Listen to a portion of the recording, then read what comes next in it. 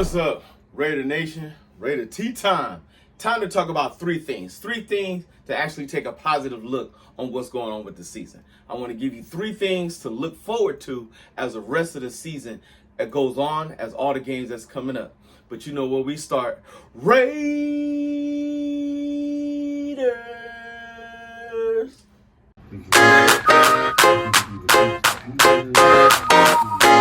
It's a brand new day.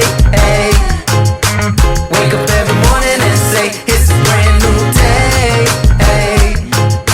Take a good day, make it. What it is, what it does, what it do. It's your boy, T3. Ooh, I almost said Raider Tea Time, but it's all the same. It is, because it is Raider Tea Time. But before we do anything, like, subscribe, share, comment, talk to your boy. Three things to look out. Three positive things to look forward to. First, let's look at the field. First thing I want to look at is our offensive line. Me and me, have been crying about the O-line since the season's begun. We haven't been able to protect. We ain't been able to block. We ain't been able to get the run game going. We can't protect our quarterback. If you've watched the last two games, as much as I've complained about the offensive scheme and Lou Getsey's play calling, the offensive line is starting to gel. How do I know?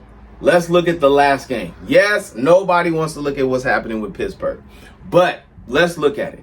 AOC was under duress probably only about 20, maybe 15% of the time. Based on our last few games, there was points in times where Minshew couldn't even look down the field because he was too busy with his eyes down, looking at the guys, crushing in down on them. AOC was able to sit tall in the pocket and make the throws.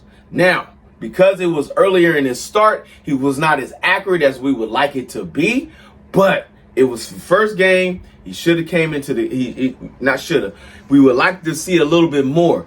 But it was nice to see DJ Glaze, Colton Miller, James, JPJ, Parham, and sometimes Whitehair actually give this boy the seconds that he needs to get the ball out of his hands. Yes. Number two, what is the next thing I'm looking forward to?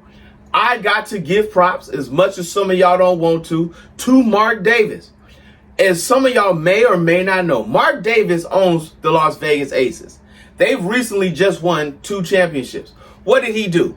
He hired the staff that he felt that needed to be hired. And he was patient.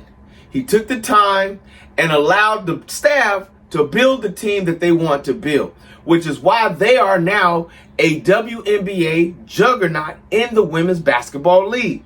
Not only did they get back-to-back championships, in their few years that they've been around, but they've been allowed to tear down, rebuild, come back together, bring in, do what they need to do. His patience has shown a lot to show as an owner in a day and age where everybody's on a microwave society.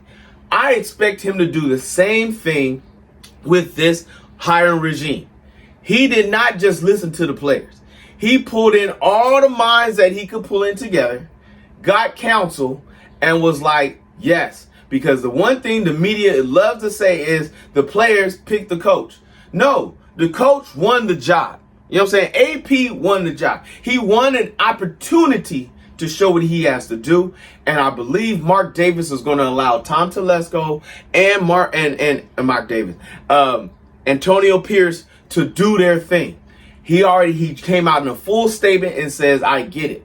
I am not happy with where we are, but they are having a vision. They know what they want to do. They are attacking this vision. Nothing gets built overnight. We are long overdue for stability. We are long overdue for us to actually have something to build on. Allow this man to build. 6 games in is not a large sample size. And don't count last year. Last year was a statement portion. He's got to not only undo what McDaniels has done, not only undo what Gruden has done, but the former GMs before that.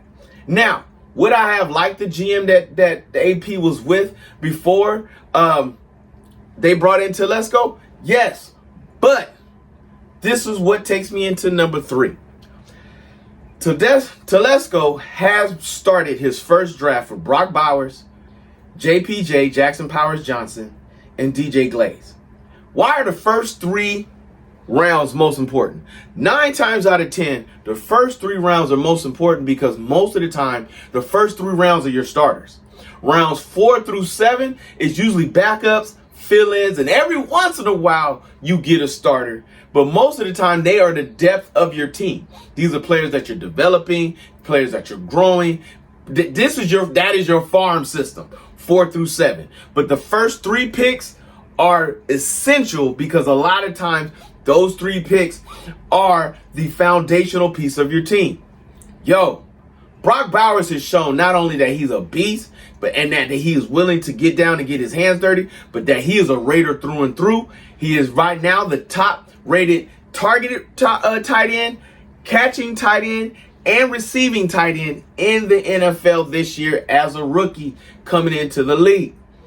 JPJ, now that he is on the field, because we was concerned about his concussion protocol, and we're still waiting to see if he's going to turn into an injury-prone player. But he has shown that not only is he brutal, he's strong, he's out there, he can block, he can drive people downfield to a point to where the refs are going to AP and telling him, you need to tell your boy to calm down. This is football, homie. You telling the offensive line to calm down on his blocks. That means he out there pimping hoes and slamming Cadillac doors out there on all these fools that's out there. And DJ Glaze has shown on the outside, he is really working against those top edge rushers. You know what I'm saying?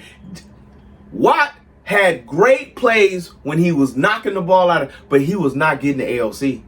His plays came against our running backs, not against the quarterbacks. You know what I'm saying? He is showing that he is an actual beast and learning on the field. So look, calm down. Take a minute. Sit back.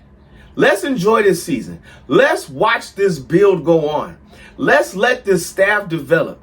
Let AP grow into the man that he's going to be as our coach. Not only is he surrounding himself with good minds, he is surrounding himself around people who is making decisions. Yes, do we like the Luke Getsy hire? No, but I don't feel that was completely AP's call. Telesco had a lot to do with that. Mark Davis had a lot to do with that because it came down to contract. And AP ain't got nothing to do with what money you get. Nothing. Nothing to do with the money. That's Tedesco and Mark Davis. He's like, I need this, I need that, I need that. Now I need you to go grocery shopping. So calm it down. Tedesco, you messed up on the OC hire as of right now. It is to wait to be dated. But we are going to find out what we got. 3 positive things. Ownership, being patient. Offensive line coming together. And Tedesco, like it or not, has had 3 solid, good, strong picks going into this year. I'm waiting to see what he pulls out his butt next year. But we ain't even talking about the draft right now. We got a whole lot of season to go. Yes, I dropped us down to 9-8, 8-9, only because of the injuries and the transition and the distractions that is happening right now around this team. I believe the team themselves internally are fine. They are not listening to this outside noise, thank God. So they have a lot of work to do, but AP is going to finish at least at or above 500. We ain't going out like that, son. I promise you that. Look, I may not be a football guru, but I see the heart of the team. I need you, Raider Nation, to do the same. So you know what we do, how we get down, me and the crew, Raider